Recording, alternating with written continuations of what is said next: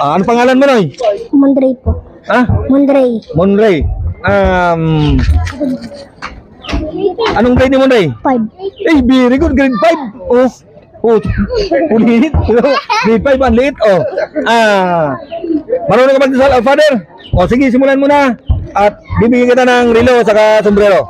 Our Father, who art in heaven, hallowed be thy name, thy kingdom come, thy will be done, on earth as it is in heaven. Give us this day our daily bread, and forgive us our trespasses, as we forgive those who trespass against us, and lead us not into temptation, but deliver us from evil. Amen. Uy, galing. Anong mensahe mo sa mga pares mo bata? Sabi mo, magdasal tayong lahat ng mga bata para matuto, maging mabait. Sige. Magdasal po tayong mga bata para matuto at mabait.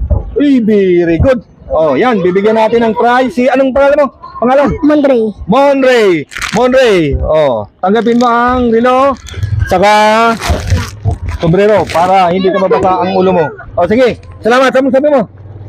Lahat ng bata magdasal. Sabi mo. Lahat ng mga bata magdasal. Very good. Salamat.